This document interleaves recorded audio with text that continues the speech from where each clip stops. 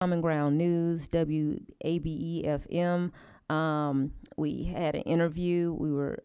We did press releases, and we had some articles that were featured in various blogs. So we got a lot of really good press out of this. We had over 305 registered attendees. About half of those, 150, actually ended up attending.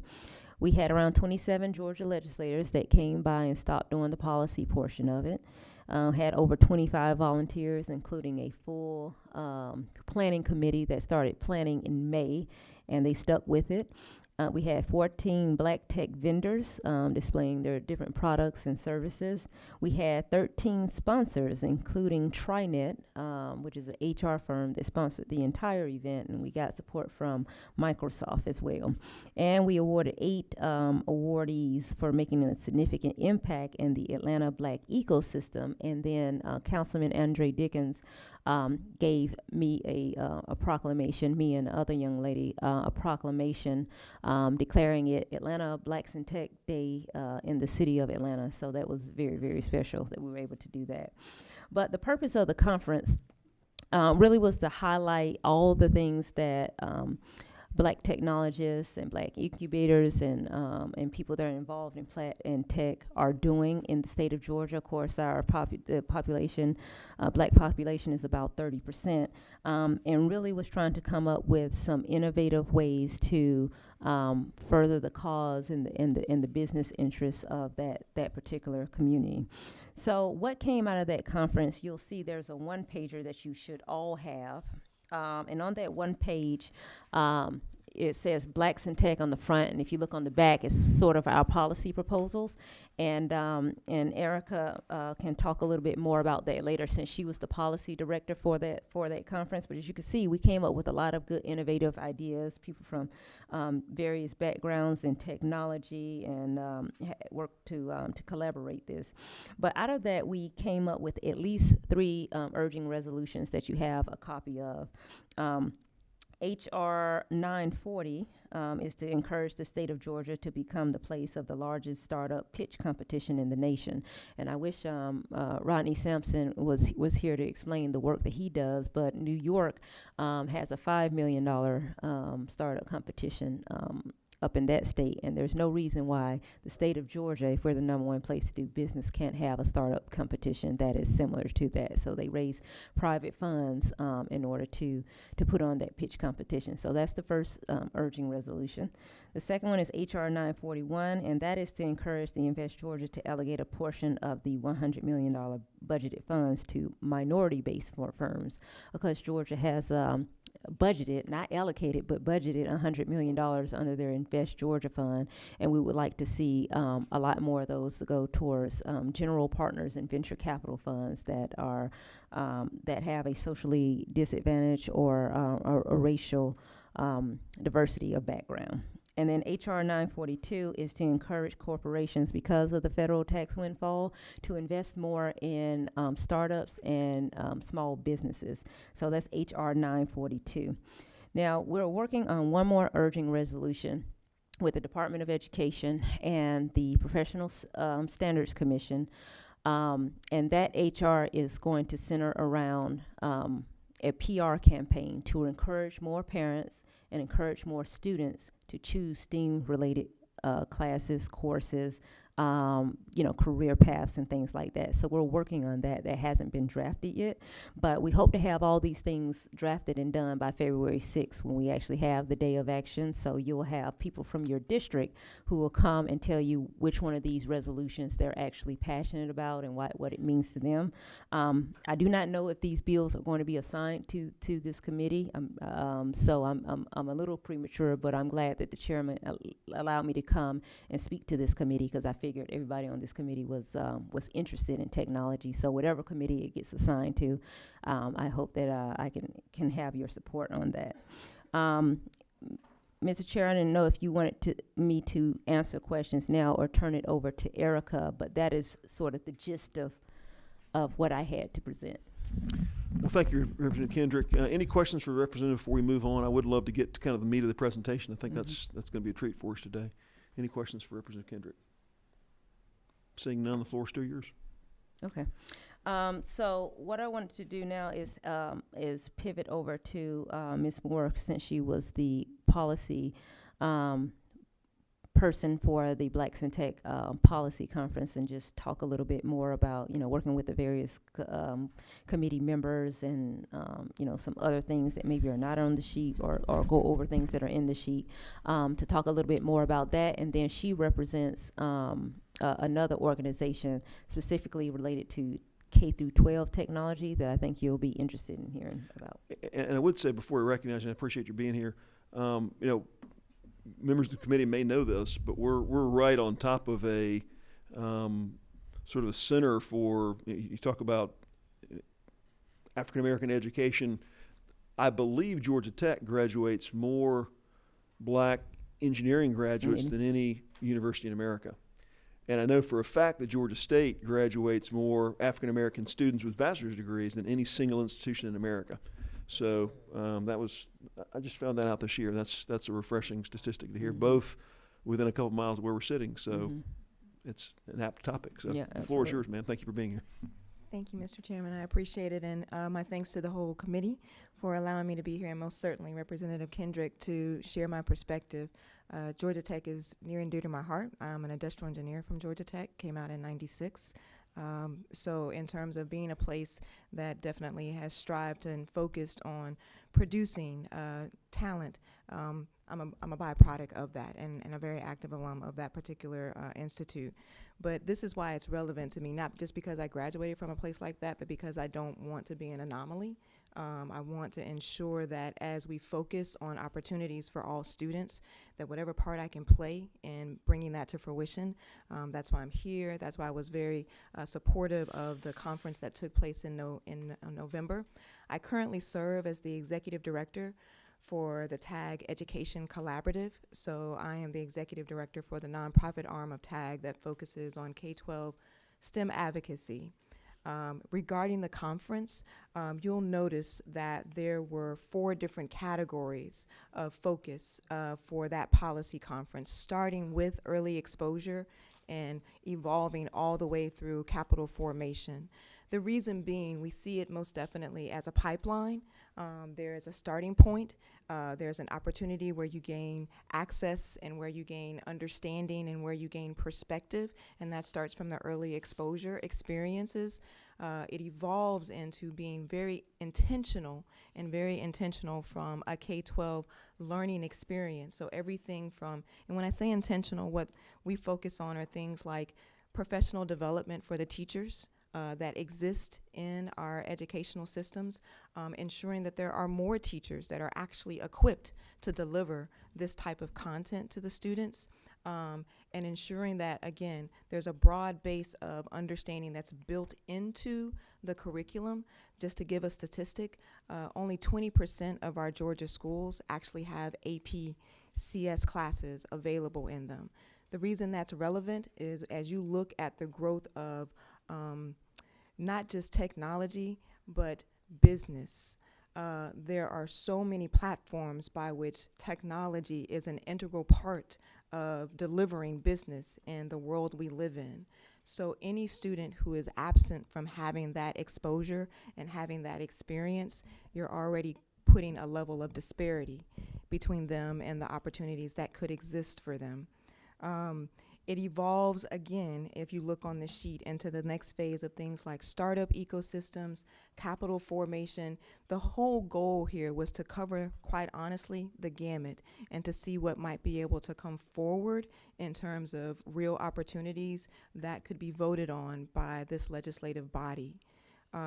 So this is something that it was something that I was energized to do, but it was very personal in terms of, as someone who works in the nonprofit space, as someone who works with students and works with our educational leaders on a daily basis, a recognition that everything from the starting point all the way through the growth opportunities that can exist, if we're not being intentional about supporting those opportunities, then we're kind of putting ourselves as a state at a deficit.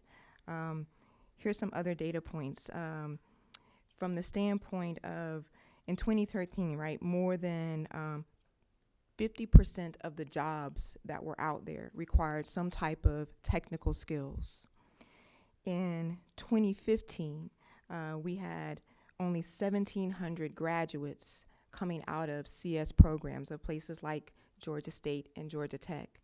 But in 2016, there were over 6,600 jobs in demand, i.e. we're not meeting the demand.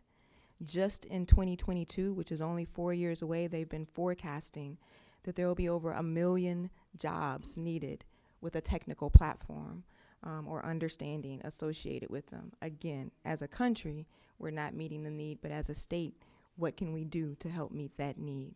So it's very passionate and a great opportunity for you as a committee to be champions, to be supportive of the resolutions that are coming forward and hopefully others that will come forward. But I'll hit pause here. I want to make sure I give you the opportunity to address any specific questions that you have, but just wanted to give you some background. Chair recognizes Representative Thomas for a question. Here, if you would, not just because I came in a little later, but could you, in abbreviations, could you say what it is? Because some of the things you said, I don't know what the abbreviation means. Yes, ma'am. I'm sorry. Yes, I apologize. Okay. I apologize. So CS is computer science. Okay, Yes, ma'am. Or I'm trying to think of other acronyms that I use. Something else, but it's okay. At least I got that. Okay. But you just assume everybody should know. No, you're right, and my apologies, my definite apologies for that. I want to ask a question that might generate some other. I do have one. Number 25, is that Representative Spencer? Chair recognizes Representative Spencer for a question. Yeah, thank you, Mr. Chairman. I'm interested in the New York, State of New York competition. Kind of explain that a little bit more, and does that actually translate into actual STEM opportunities for these students or even jobs? So, and again, I wish my co-chair for the conference, Rodney, was here, because he's the one that actually went to the competition. He was very involved in, the judging and the companies that won that pitch competition. But it's my understanding that it does result in specifically in jobs. I think he said somebody raised $600,000 there, and somebody else got $1.2 million. After they go through a vetted process, and then they're able to take those funds and hire people or to develop their product with the intention of employing more people throughout the state because of that pitch competition gave them that seed money or that whatever mezzanine funding they needed or whatever. And do you recall from the gentleman that knows about this initiative, can you recall if the investment there's a good return on investment here? I mean, did he mention did he quantify that in any way? Yeah, in terms of how many people we've helped, how much investment this yielded in terms of return, because I would be interested in that. Yeah, and I can get that to you. My understanding it does yield jobs. I just don't know the exact number. And this pitch competition is fairly recent, so there's going to be a little bit of lag time. But I can follow up and ask if there's any data. But it definitely created jobs. If I could add, the other intent is that they usually only fund opportunities that they recognize that will have an ROI, a relevant return on investment associated with them. So that's I won't say it's a requirement, but it clearly, from a judging perspective, it is a huge identifier in terms of who they select, how much funding they decide to give to these particular organizations is what they have to make up. That's a part of their pitch, is identifying what their. So there's a rigorous sort of. Oh yeah, it's similar to if anybody has watched Shark Tank, with the same type of back and forth questions like, if we invest in you, how much money are we going to get back? So it's a very rigorous process in order to get this funding. And I think he told me Georgia Power was one of the big, was obviously not Georgia Power, whatever the New York version of Georgia Power is, was one of the big sponsors of giving that private funding too. So they invested a lot in companies that could come up with creative, innovative ways to do renewable energy and things like that. So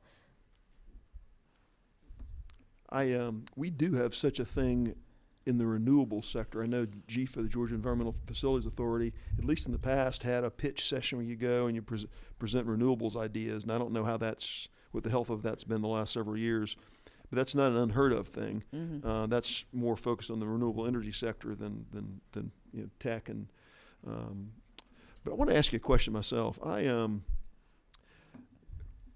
want to challenge us all to zone in and really try to find where the high leverage opportunities are and where the roadblocks are. I mean, I believe there. My guess is there's lots of kids who are in kids from minority backgrounds who do well in middle school. They go to a magnet program. They go to a very top level high school, and they kind of get on the track to do technology. They go to Georgia Tech, and they're successful like any other kid. That's sort of a colorblind system because the system has excellence built into it because they do their assignments, they learn, they advance with their peers. I've got a concern I wanted to ask you about for kids who are starting out a little behind, who are trying to catch up. And how do we give longer runways for kids? I had a student several years ago, about 10 years, I hadn't been elected very long. He was struggling to get into Kennesaw State University. And back then, the test score to get into Kennesaw State in 2005, 2006 was not really all that high. I think his SAT score was about a 920. Mm-hmm. Wasn't a minority kid, but it was just to make a point. And really struggled to get in, managed to kind of go to a 2-year and then got into Kennesaw State. Well, I got a call from him a couple of years ago. He's a structural engineer now, practicing registered structural engineer. And you tend to think that people who are registered engineers were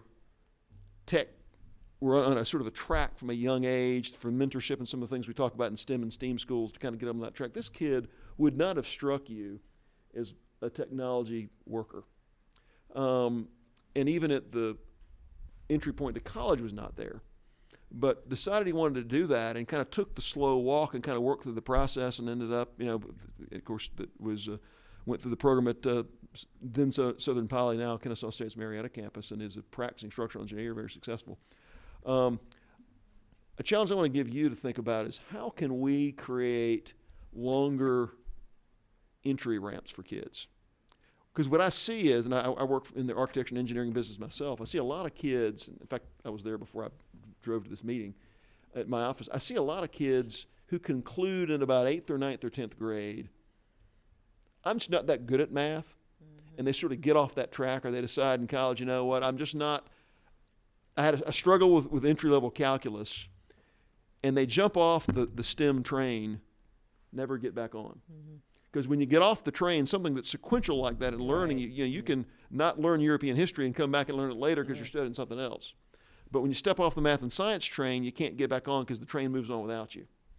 And I want to challenge you within TAG to think of ways that kids who are not taking calculus, or not ready for calculus their freshman year in college, can still be in a place where they're able to track through the system, maybe even have classes that are slower. I mean, there's sort of this calculus wall, or pre-calculus wall, depending on the case, that kids, they can't get through the materials quickly and as effectively as other kids can, perhaps, and they make the decision, I can't be in the sector because it goes too fast for me.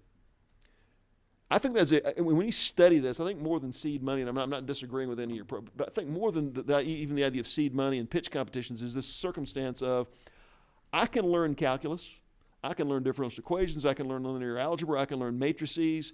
I just can't learn it as fast as these other kids at the table with me. Let me go slow, and I'll get there. I think we fail in our system to give a slow track to a high place in technology because there's the fast track with everybody else, or I just get off and I study social studies. It's almost a one-size-fits-all, and if you're not able to be accelerated, you never get there. And when kids get off, they're never to come back because you just get off that train and it's gone. I would challenge, if you've experienced that or seen that? So I would totally agree. And I would say that's one of the reasons that for TAG Ed we have partnered with schools like Booker T. Washington, Westlake, Arabia Mountain, on a program that we call our Pipeline program. which has that very purpose. It's to provide a different outlook and perspective and keep students encouraged, because you're absolutely correct. When they become disenfranchised, it's very challenging to encourage them back in that direction. That's also why we also support state programs like the CTAE. I'm sorry. Yes, ma'am. So that focuses on academia around technology and even agriculture. There's specific coursework, and it's not calculus-centric. It's more around industry skill sets, and it brings in industry partners to help encourage students around, again, skill sets, not just math, science, coursework. So we definitely try and partner with organizations like that, or from a state perspective. We sit on the strategic board advisory session that we just had less than a month ago, because it is very important to us to, again, make sure that we're tapping into students, period. Because when we're a state that only has 40% of our students that are actually tracking towards higher education opportunities, then it is critical for us to be focusing on the other 60% that are not. We also No, please, go ahead. one other thing, because you're absolutely correct. That's why we also support programs that are bridge programs like Year Up or Perscolis or Empower. These are organizations that specifically bring in students, some of whom may not even graduate. They may have a GED, but they may not even have graduated. But it gives them an opportunity to, again, learn skills, get internship opportunities, to encourage them towards career pathways that can clearly change the trajectories of their life. So you're spot on. Totally agree, and that's one of the things that we try and do as an organization. And I guess I'm not with my question. I'm not even looking for agreement here. What I'm saying, I know those exist, and I know there's CTAE programs that can lead to wonderful things in the technical college system, and that's great. I guess what I'm saying is from your bully pulpit within TAG, advocating for things, because you're sort of in this every day. We deal with a lot of issues as legislators, and you're sort of in the tech discussion every day. I think we know that exists, and I think we need to continue to fertilize that and make it grow. I guess my concern is there does need to be a change, that that says, you've got this high arc for some kids and maybe a slightly lower arc for other kids based on abilities and aptitudes. And that's great. There needs to be different options. What I'm saying, though, is if we need people to end up in the higher arc trajectory, but they take a slower road to get there, the answer we have in our system now is, well, if you can't pass or you can't really succeed in the pre-calculus course we give you, then you just need to take a different arc.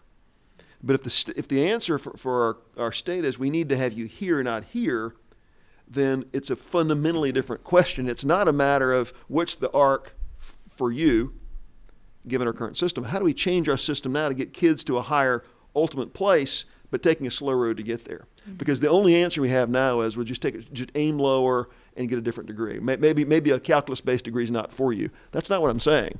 I found calculus easier than pre-calculus, candidly, when you get into it, but you have to have the preparation to do that.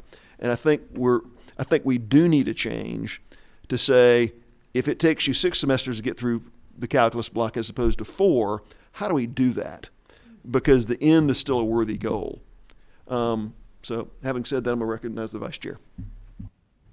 Oh, thank you. I just wanted to comment about that. So I'm one of those kids that grew up believing I was not good in math. And then I went back to school and was able to, and did very well in math. And I think it was because what you were talking about, it was relevant to my career path and what I had done. Mm-hmm. But I definitely think, I wanted to say, I think a slower path, because, the other thing that happens with some of these kids is, they may have, a year that, they had something going on and they weren't as focused, and they have skill gaps. And so they never overcome the skill gaps, and then they go on believing that they're not good in math. Mm-hmm. And so they drop out altogether. And so, again, like, he's talking about, you either have a fast track or no track instead of, that middle of the road. So I agree with that, because I think, there are a lot of kids that have had hiccups in math that may have actually been good at it if we had identified earlier on some skill gaps and caught them up, or given them a slower path. So I just wanted to echo what you were saying because, you know, I know we need more people in the science and technology areas and math areas, and so you know, I agree that if we looked at that, that would be most helpful. Absolutely. So, thank you. Thank you. Any further questions? The floor's still yours. Are there any things, we've got the day of action coming up on February 6th. Do you have any other specific, or does TAG have any other specific items that's relevant to Blacks in Tech that we need to be aware of this summer, conferences, or, because we'd certainly be glad to advocate or help facilitate something if we could add value there. Well, I know, so the Technology Association of Georgia actually implemented into their official agenda some of these policy proposals. So for those of you that show up on February 6th at the breakfast that we have, TAG is co-sponsoring it. And they'll actually pass out some of their legislative agenda, and you'll see the parallels between, you know, sort of our policy initiatives incorporated into theirs. And I think they've already had their day of action where they did advocacy work. So hopefully you've been able to talk to some technology people from your district, but if not, February 6th, we're hoping to have somebody to speak to each and every one of you about one of these policy proposals. But it's TAG doing. It's going to be in 505. And it is going to be starting at 8 o'clock in the morning, and we'll have Dr.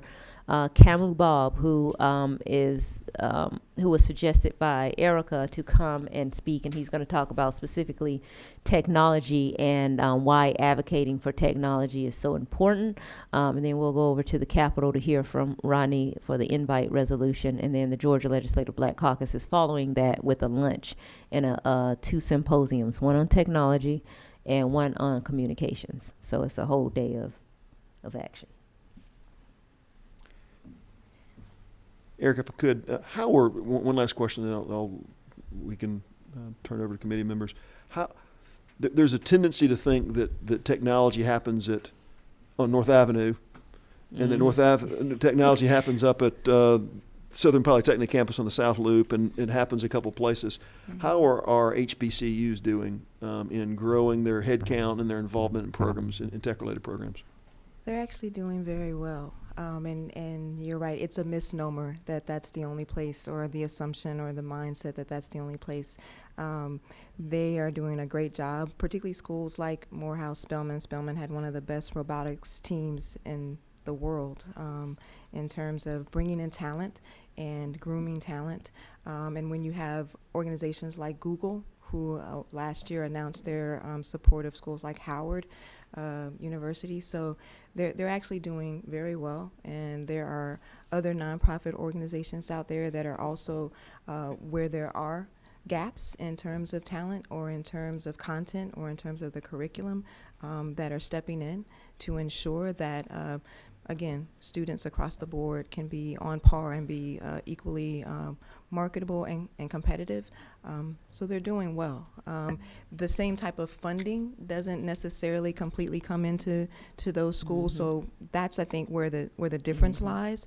So Representative Kendrick mentioned Dr. Kamal Bob. He is the new senior director for the Constellation Center at the College of Computing at Georgia Tech. He spent several years up at NSF, basically providing grant funding specifically to minority-funded computer science programs throughout the country. So he has a strong background in it from that perspective, but they can pull in a resource like that, and that center is fully funded privately, not through Georgia Tech, but through private dollars. So until, HBCUs have an opportunity to attract that type of funding, it won't always be, there will always be some level of disparity, but regardless, because of the fruits of the types of students that they are producing, they're doing very well. And you might, Mr. Chair, have heard of Tennessee. Their legislature passed a bill that is similar to what Erica alluded to. They were able to get into into a bill, the few Democrats they have there, into a bill that, and I guess it's funny the way that they did it, and I can get you the article, but essentially what it is they provided a mechanism through their budgeting system to fund some of these HBCUs. And I forgot the way that it was described. It wasn't, give funding to this particular HBCU sort of as a line item in the budget.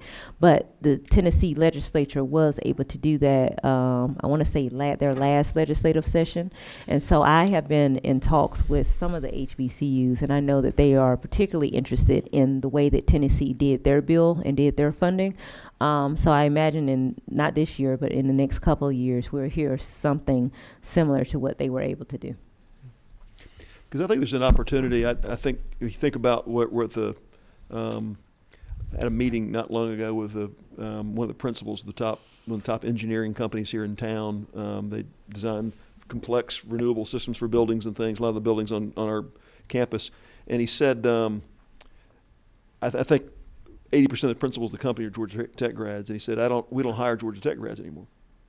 I said, really? You're a tech grad? I said, we don't hire Georgia Tech grads anymore. He said, Georgia Tech grads don't design buildings.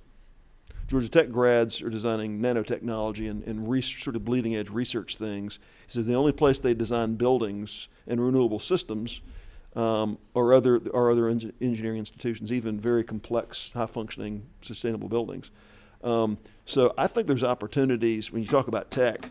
There's a research-based R1 technology and engineering institution, and there's other institutions that do an awesome job at undergraduate and master's level education that in terms of the practical application of science and technology are having an enormous, arguably a bigger impact every day because of the practical use of what's being done is quite impressive. So, I just commit that as something to think about. Maybe more of our institutions can continue to grow their programs. You're, again, spot on, because even though Georgia Tech is the number one producer of engineers, that is a undergraduate and graduate number. Right. If you actually look at it from the undergraduate perspective, the largest producer of black engineers is actually North Carolina A&T. Right. So there are schools that are doing amazing things, HBCUs that are doing amazing things. I'll probably get in trouble with my alumni board for putting that number out there, but that's the reality of it. Even Gary May, former college engineering dean, will tell you that without any quorums. So there are definitely schools that are up to par and doing amazing things, and you're right, it's an opportunity to grow that space. And they're also working collaboratively. So Georgia Tech has, for example, a dual degree program where students can actually go to an HBCU for 3 years. They come to Georgia Tech for 2 years, and they actually end up in that 5-year period graduating with 2 degrees. Their engineering discipline comes from Tech, and their science-related degree or math degree comes from their HBCU home school. So absolutely, opportunities for growth. Well, Erica, thanks for being here today. Any further questions for the presenters? Thank you. If you guys could sit tight, I do have one question. I was going to go over some updated schedule things for a committee, but I've got number 26. Just an easy question. I missed, Representative Kendrick, the name of your associate here. If you did give us that again. Yes, sir. My name is Erica Moore, and that's ERRIKA, Moore, MOORE, and I'm the executive director for TAG Education Collaborative. Thank you very much. Thank you. Yes, sir. Again, Ms. Moore, thanks for being here. Members of the committee, I will go over a couple upcoming committee meetings and some subject matter. We're going to we have a little flexibility on scheduling. I will tell you, next week we've got someone coming. When we talk about tech, we think bioscience, we think computer science. Next week we have the dismal science coming. Dr. V.K. Kumar from Georgia State is actually he is the editor-in-chief of the American Marketing Association's Marketing Journal, which is the premier marketing journal in the whole realm of marketing. His work's actually in Stockholm. His work's being considered for the Nobel Prize in Economics right now. He would be the first, if he were to win, and who knows if he will, but it would be the first economist that has a marketing and value chain academic base in what he does, and he's coming to present next week his work toward this committee. So next week we'll be talking about the dismal science of economics and corporate valuation through market. I think he can explain his technology and his innovation to you, but it's really valuing companies through evaluating the market penetration and their marketing efforts, evaluating someone's customer base penetration in valuing company, i.e. Disney. You know, Disney has a market penetration that's different than somebody who spends $1,000 somewhere else to go into a theme park, and how you value that in terms of financial long-term sustainability and value creation. That's their model that's being considered. But he'll be here next week, this 3 p.m. on Tuesday. In following weeks, we've got someone making actually I think he's the general counsel, inside or outside counsel for Bitcoin. He's going to be talking about that whole technology from the algorithms that track how that the link chain. I've got that term wrong. That is sort of the background of cryptocurrencies. He's going to be presenting to us, and then we're going to have another hearing later in February around the concept of free internet. They had a hearing a couple weeks ago on net neutrality in the Energy and Telecommunications Committee, but just a broader question of free internet and what practices exist and could exist and have existed around the concept of what does it mean to have a free internet from a First Amendment perspective, from a utility perspective, and look at it less from a regulatory scheme and more of a what does a free internet look like, and what are practices that are appropriate in the concept of maintaining the incredible resource it's been for the last 25 plus years. So that'll be the 13th or the 20th. So stay tuned, and but next week's gonna be Dr. Coomer with his presentation on the dismal science. Any questions before we conclude? Hearing none, we stand adjourned.